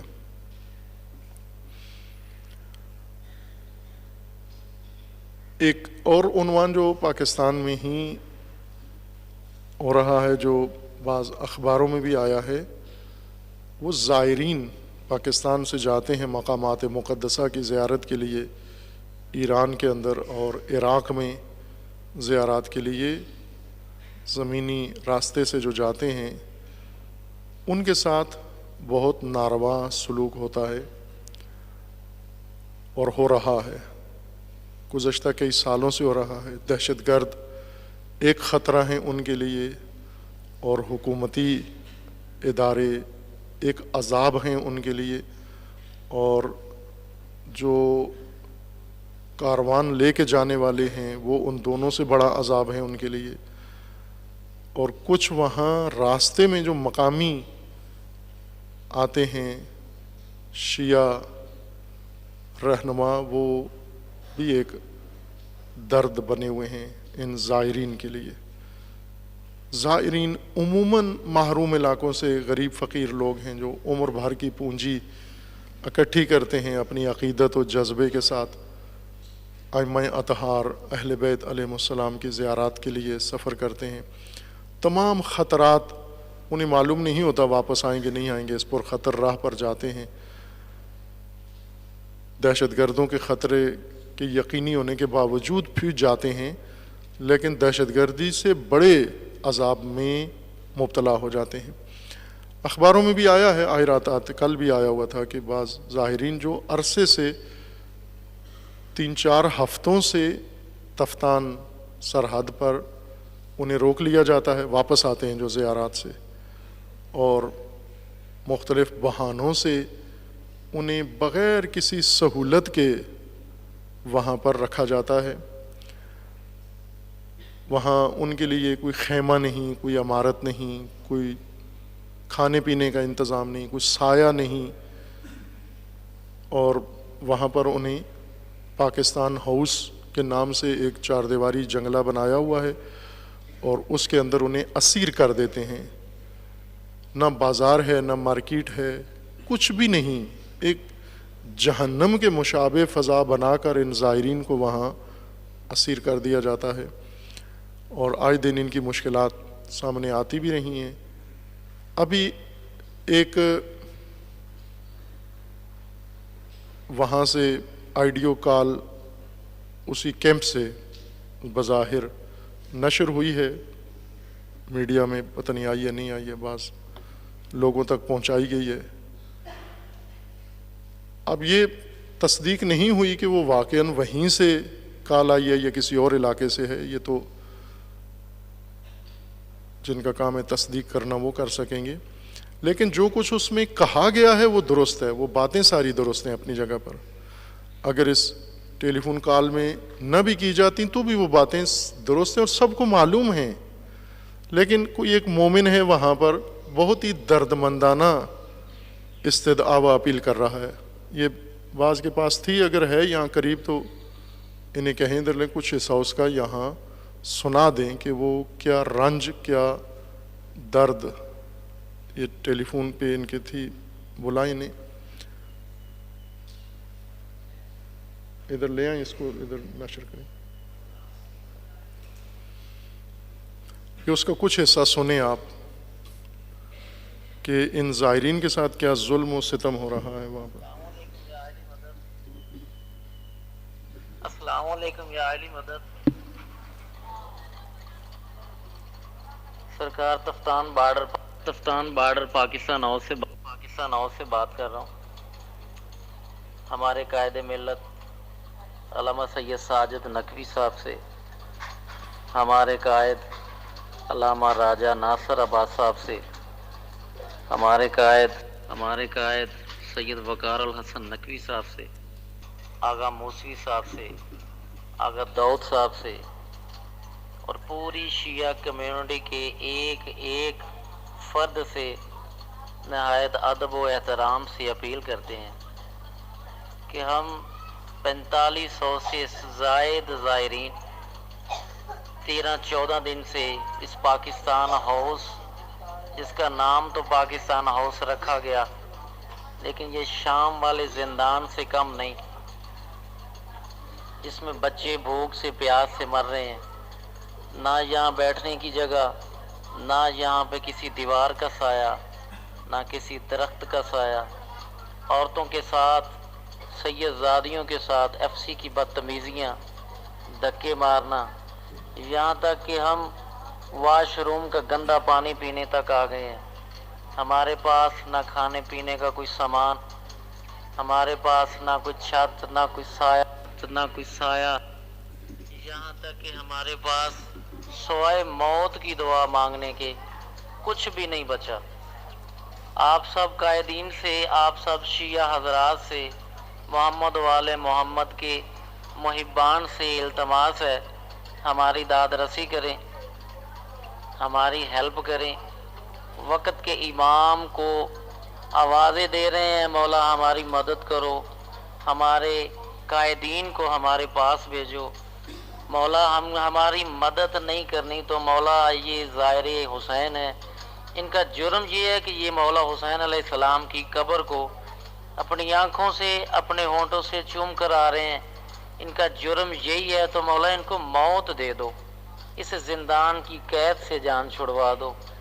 سید زادیاں ضعیف لوگ مر رہے ہیں ادھر، نہ کو میڈیسن، ایف سی والے اتنی بدتمیزی سے پیش آتے ہیں، اوپر سے ہمیں دھمکاتے ہیں اور کہتے ہیں اپنے آغا داؤد صاحب سے بات کرو۔ ان کا کرنل ہے کوئی رب نواز ٹوانا صاحب، وہ آئے تو نہیں لیکن ان کی وائرلیس پہ دھمکیاں آتی ہیں، جو ہم کو ایف سی والے بتاتے ہیں جی ہمارے کرنل صاحب کے یہ آرڈر آئے ہیں۔ یہ لوگ ہمارے ساتھ زیادتی کی انتہا کر رہے ہیں۔ ہم اپنے قائدین سے التماس کرتے ہیں کہ خدا را امام زمانہ علیہ السلام کا صدقہ ہم زائرین کی داد رسی کریں، ہمارے پاس آئیں، ہماری خوراک کا انتظام کریں، ہم کو یہاں سے نکالنے کا انتظام کریں۔ ہمارے ساتھ بہت زیادہ زیادتیاں ہو رہی ہیں، بدتمیزیاں ہو رہی ہیں، اتنی تکلیفیں ہیں، اس قدر تکلیفیں ہیں کہ آپ کو بتا نہیں سکتے۔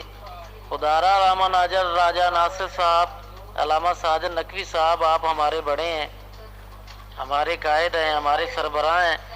امام وقت کا صدقہ ہماری مدد کریں۔ ہمارے پاس کچھ بھی نہیں بچا، نہ کو کھانے کو، نہ کو پینے کو۔ سر کے دوپٹے کی لوگ سیدزادیاں اپنا سایہ بناتی ہیں اور سر ننگا چھوڑ دیتی ہیں تاکہ ہم کو دھوپ نہ لگے۔ کیا کریں؟ چھوٹے چھوٹے بچے یہاں پہ اتنی اذیت میں ہیں۔ آپ سے مولا کا واسطہ ہے، آپ سے پاک سیدہ کا واسطہ دے کے التماس کی دعا کرتے ہیں، اپنی مولا کی چادر کا صدقہ دے کر آپ سے یہ کہتے ہیں ہماری مدد کریں، ہمارے پاس آئیں، ہماری اس آواز کو میڈیا پہ چلائیں۔ یہ ایف سی والے یہ ہیں تو ہمارے محافظ، لیکن ہمارے ساتھ یہ بہت زیادتیاں کر رہے ہیں۔ لبیک یا حسین تک بھی نہیں کہنے دیتے، لاٹھی چارج کرنے تک آ جاتے ہیں۔ پانی بند کر دیا ہے، باہر جانے نہیں دیتے، بسوں تک نہیں جانے دیتے۔ اس وقت 60 سے زائد بسیں اس پاکستان ہاؤس کے باہر کھڑی ہیں، 4500 سے زائد زائرین موجود ہیں، اور بہت سارے زائرین ایسے ہیں جن کی بسیں نہیں ہیں۔ سدا بہار والوں نے ٹکٹیں کاٹ لی ہیں، لیکن اس کے باوجود بھی ہمیں یہاں سے نہیں نکالا جا رہا۔ آپ سے خدا کی قسم کھا کے کہہ رہا ہوں کہ ہم اتنی تکلیف میں ہیں کہ ہمارے پاس کسی میڈیا کا نمائندہ ہی بھیج دیں جو آپ کو دکھا سکے کہ ہمارے حالات کیسے ہیں۔ میں آپ کو ایک ایک کر کے کیا تکلیفیں بتاؤں آپ کو، جو ضعیف اتنی تکلیفوں میں زیارات کر کے آئے ہیں۔ کیا بتائیں آپ کو کہ وہ کس تکلیف میں ہیں، کتنے بیمار ہیں، کس اذیت میں سیدزادیاں ہیں۔ آپ قائدین سے التماس ہے، میرے مولا نے آپ کو سربراہ بنایا ہے، میرے مولا نے آپ کو عزت عطا کی ہے، ہمارے بڑے بنایا ہے۔ آپ کو مولا حسین علیہ السلام کا واسطہ، آپ شیعہ کمیونٹی کے صدر آغا داؤد صاحب سے بات کریں، ہماری داد رسی کریں، مولا کے دربار میں استغاثہ بلند کریں، ہماری ہیلپ کے لیے ادھر تفتان بارڈر پہ آئیں، کسی میڈیا والے کو بھیجیں، کچھ بھی کریں۔ ہم اس اذیت میں بیٹھے ہیں، ہم کو یہاں سے نکالیں، ہماری خوراک کا بندوبست کریں۔ اگر خوراک نہیں دینی تو کم از کم ہم کو اس تکلیف سے نکالیں۔ قبلہ علامہ ساجد نقوی صاحب، قبلہ علامہ راجہ ناصر صاحب، ہم کو آپ پہ بہت مان ہے، آپ ہمارے بڑے ہیں۔ ہم آپ کی ایک آواز پہ لبیک کہنے کے لیے سڑکوں پہ آ جاتے ہیں، آپ کے کہنے پہ پرامن احتجاج کرتے ہیں، کئی دن آپ کی اقتداء میں بیٹھے رہتے ہیں۔ آپ سے التماس ہے علامہ صاحب کہ ہماری مدد کریں، ہم کو اس اذیت ناک زندان سے نکالیں۔ اس کا نام تو پاکستان ہاؤس رکھا گیا، لیکن یہاں پہ نہ کو پاکستانی فورس ہے، نہ یہ فرنٹیئر کور جو بنی ہوئی ایف سی کے نام سے، یہ لوگ بھی یزیدی کردار ادا کرنے ہیں۔ یہاں کے ہمارے جو کولر لگے ہوئے تھے پانی کے، وہ بھی بند کر دیے گئے، واش روم کا پانی پینا پڑ رہا ہے۔ ہمارے ساتھ بہت زیادتیاں ہو رہی ہیں، پلیز ہماری مدد کریں مولا کے صدقے میں۔ جیسا کہہ رہے ہیں یہ مومن کال میں کہ وہاں سے پاکستان ہاؤس تفتان بارڈر سے یہ کال انہوں نے کی ہے اور پوری قوم کے نام اپنا استغاثہ پیش کیا ہے کہ سننے والے سنیں۔ خوب اب ظاہر تصدیق شدہ نہیں ہے کہ یہ وہیں سے آئی ہے یا نہیں آئی، لیکن جو بات وثوق اور اطمینان سے میں کہہ سکتا ہوں وہ یہ کہ جو حالات انہوں نے بیان کیے ہیں وہ 100% درست ہیں، اور اس سے بدتر حالات ہیں اور پہلے سے جاری ہیں۔ یہ زائرین طرح طرح کے عذابوں میں مبتلا ہو جاتے ہیں۔ کاروان لے جانے والے وہ ایک عذاب ہوتے ہیں ان کے لیے، پھر راستے میں جب کوئٹہ پہنچتے ہیں تو کوئٹہ کی انتظامیہ، وہاں جو نام نہاد بنے ہیں لیڈر، وہ ان پر ظلم و زیادتی کرتے ہیں، حتیٰ ان کے اوپر ہاتھ اٹھاتے ہیں۔ قم کے طلاب پر ہاتھ اٹھایا ہے، قم کے معمم طلاب، فاضل طلاب جو چھٹیاں گزارنے پاکستان آئے اور وہاں سے واپس جا رہے تھے، اور انہوں نے باقاعدہ مارا ہے مل کر اس جمعیت نے، جو نہ ایف سی نے یا فورسز نے بلکہ وہاں کے مقامی نام نہاد لیڈروں نے، شیعہ لیڈروں نے مارا ہے اور اپنے गुंडों के ज़रिए से उन्हें पिटवाया है, कुम के तुल्लाब को, पिछले साल की बात है ये। और हर रोज़ यहाँ से 40-50 दिन क्वेटा में उन्हें रोक लिया जाता है। एक गरीब आदमी ज़ियारत के लिए अगर उसने फ़र्ज़ करे 50-60 हज़ार रुपया इकट्ठा किया है और आपने उसको 40-50 दिन क्वेटा में रोक लिया है, तो वो वहीं पैसे ख़त्म हो जाएंगे उसके। वो ज़ियारत किसकी करेगा? 2-2, 3-3 महीने उन्हें सिक्योरिटी के बहाने क्वेटा में रोक के रखते हैं। और इसी तरह वापसी पर, अब वापसी पर तो ये मज़ीद तो ही दस्त होते हैं, चूँकि जो इनके पास ख़र्च के लिए पैसे होते हैं वो सारे सफ़र ज़ियारत में ये ख़र्च करके आते हैं। वापसी के लिए इतना ही होता है कि ये घर पहुंच जाएं और इन्हें तफ्तान बॉर्डर पे रोक जाता है। अखबार में शैतनत की अखबार नवीसों ने और इस फजलाखोर मीडिया ने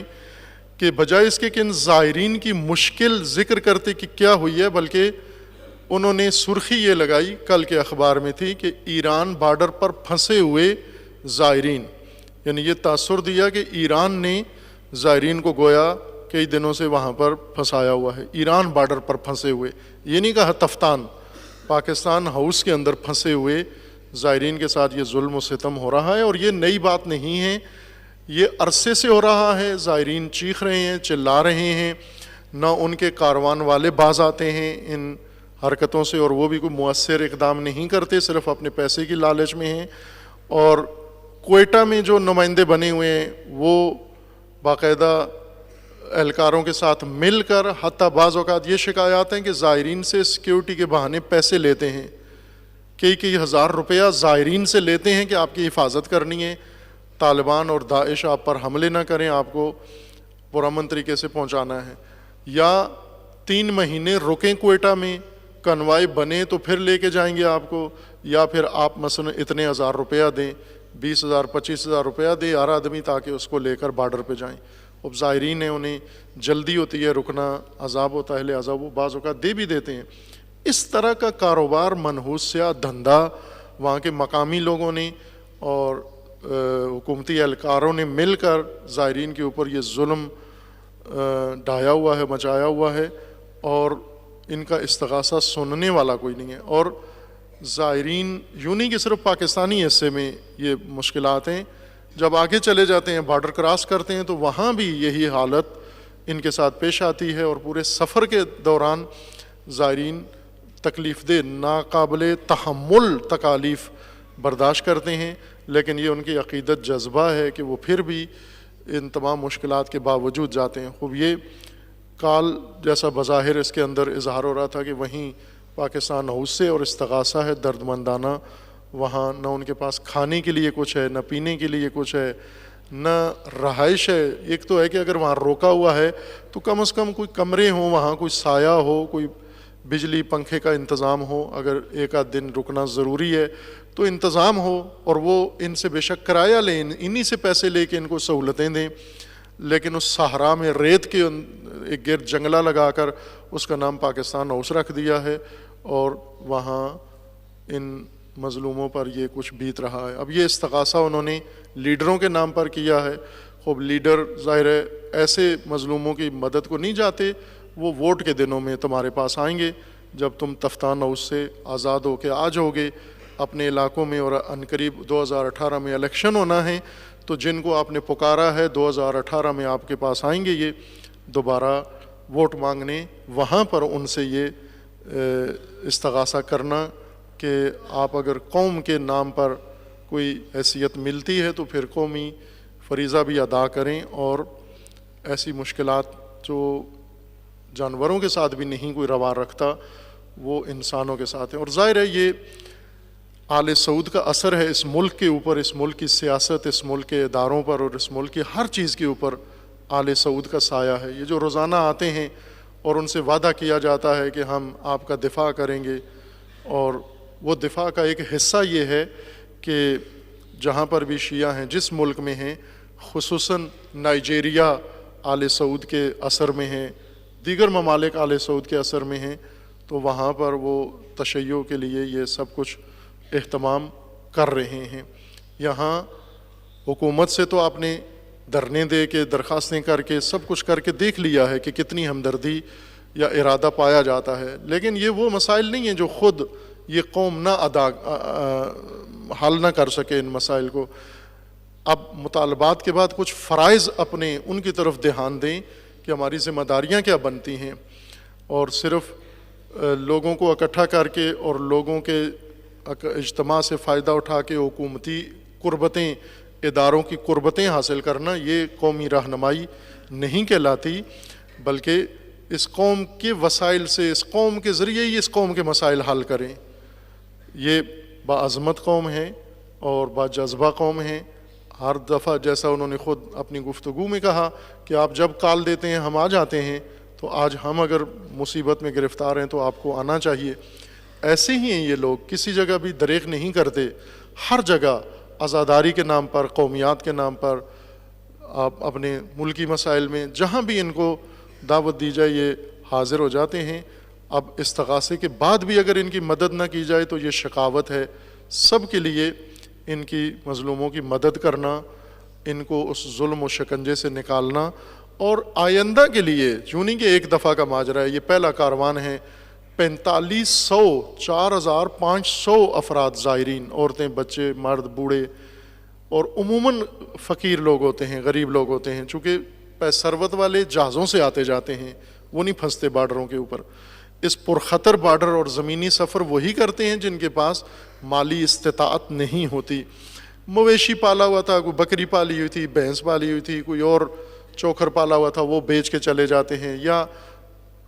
آغاز زندگی سے بچپن سے کوئی خاتون جیب خرچی تھوڑا تھوڑا 2 روپے جمع کر کے بڑھاپے میں وہ جاتی ہے، وہاں محنت مزدوری کر کے نظر و نیاز ہوتی ہے، تو ظاہر ہے یہ بہت ہی توحیدست لوگ ہوتے ہیں، اور ان کے ساتھ یہ ظلم ہر پہلو سے قابل مذمت ہے جو اس ملک کے اندر انجام پا رہا ہے، اور سب کی نظروں میں، چونکہ اخبار میں آیا ہے۔ اب یوں نہیں کہ یہ کال آئی ہے تو ہم سمجھیں نا، کل کے اخبار میں بھی لکھا ہوا تھا، لیکن انہوں نے گمراہانہ سرخی لگائی ہوئی تھی کہ ایران بارڈر پر پھنسے ہوئے لوگ ہیں، یہ پاکستان ہاؤس کے اندر پھنسے ہوئے لوگ ہیں، اور انہیں مافیا ہے، زائرین کو لوٹنے والا ایک مافیا ہے، سرکاری لوگوں کا اور مقامی وہاں کے نام نہاد لیڈروں کا، جو پیسے لیتے ہیں اور لاکھوں کروڑوں روپیہ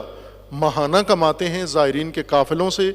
مختلف بہانوں سے۔ بسیں نہیں دیتے، خود ارینج کرتے ہیں، کرائے مہنگے رکھتے ہیں، کھانے ان کے لیے نہیں ہوتے، سیکیورٹی کے نام سے ان سے پیسے لیتے ہیں، ہر بہانے سے ان غریبوں کو، مسکینوں کو لوٹتے ہیں، اور بہت ہی بے شرمی ہیں۔ یہ لقمہ کس طرح ان کے گلے سے نیچے جاتا ہے ان مظلوم عورتوں کا اور زائرین کا،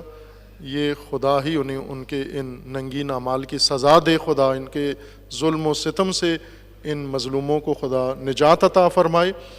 اور یہ کوئی بڑا کام نہیں ہے، مشکل حل ہو سکتی ہے، کاروان سالاروں کو بٹھایا جائے، انہیں پابند کیا جائے، اور جو وہاں مقامی لوگ ہیں، لیڈر بنے ہوئے ہیں، انہیں احساس ذمہ داری کرنا چاہیے، اور قومی لیڈر یہ بیٹھ کر خود اسی ملت کے ذریعے یہ مسائل خود اپنے حل کر سکتے ہیں، اپنی سیکیورٹی کا انتظام کر سکتے ہیں،